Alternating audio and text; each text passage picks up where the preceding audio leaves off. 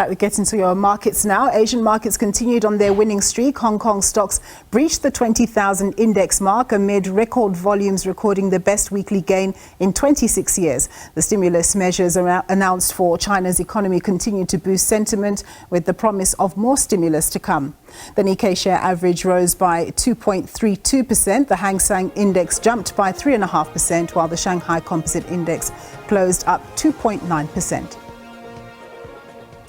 US markets ended the session on good form in Thursday's session, with the S&P 500 hitting yet another record high. Robust corporate earnings and positive economic data helped to lift sentiment. Tech firm Micron Technology led the push, with a near 15% increase in the share price on an optimistic earnings forecast, triggering gains in the semiconductor sector. The Dow Jones Industrial Average closed up 0.62%. The S&P 500 rose by 0.4%, while the tech-heavy Nasdaq ended the session up 0.6%.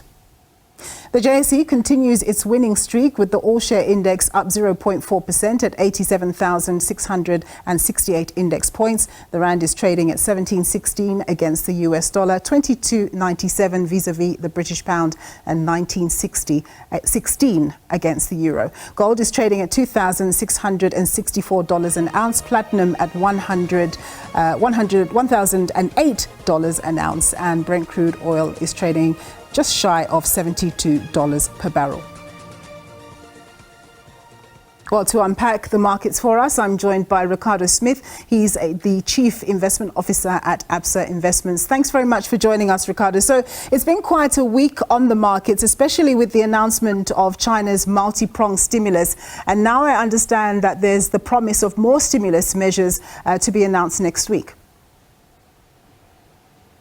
Yes, afternoon. And, you know, this comes off the back of the positive news last week, where we saw the US Fed cut interest rates by 50 basis points. So we have seen a bit of dollar weakness, and, you know, commodities are dollar denominated, so they have rallied. And then now with this stimulus package coming out of China to support their property sector, amongst them is cutting interest rate, reducing reserve required ratios by their banks, some funding for share buybacks. We've seen further commodity rallies, as China is the biggest single consumer of these commodities, and that has also boded well for our commodity sector locally, as well as our rand. So the S&P 500 hit yet another record high. Is this likely to keep going on? I mean, how sustainable is this?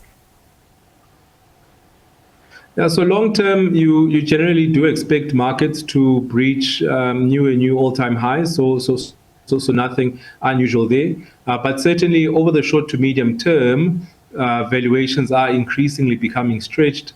And another issue, you know, with U.S. markets in particular, is the heavy concentration with the large cap counters, which have been leading these rallies. And so one would expect a bit of profit taking in the short term, and, you know, a bit of resistance around these levels. But further out, you do expect, you know, markets to continue on strong. And a big question for the US is the lag effect of this monetary policy easing, and when it will start actually impacting the economy and impacting earnings, and whether the Fed continues to cut rates as aggressively as they've started. Yeah, so I suppose what you're saying about the US markets pretty much applies to our local markets as well. I mean, we're not that far away from the 90,000 index points mark on the all-share. No, certainly not. We are also at all-time high levels.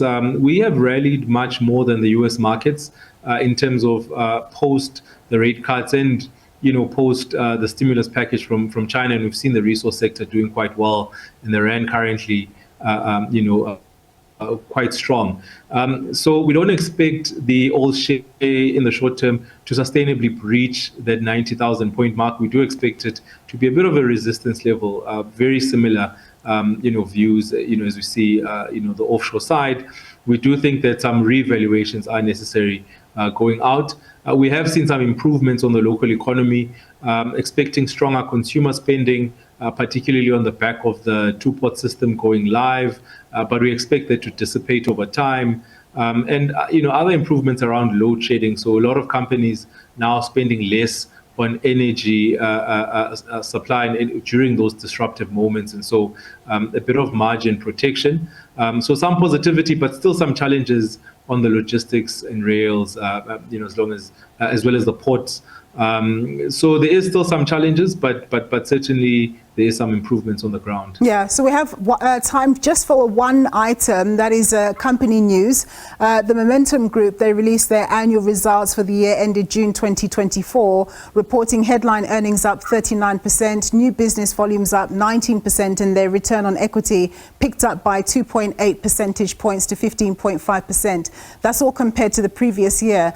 Essentially, what's your reading of how the Momentum Group did in the period under review? Yeah, we're still looking into the detail of those numbers. At face value, they are, a bit positive. Of course, there was the implementation of the new, IFRS accounting standards. There was a bit of margin protection as we see the earnings, outpacing revenue. The investments business doing quite well. Insurance business seemed to lag a bit, but decent numbers. It is expensive at the moment. It is trading above its long-term average price to earnings and price to book multiples. For the year, the share is up 30%. So not a lot of market reaction to today's release, and a lot of it really in the price. As I mentioned, that it is trading quite expensive at the moment. Yeah, Ricardo, thank you so much for your time and insights. That was Ricardo Smith. He's the Chief Investment Officer at ABSA Investments.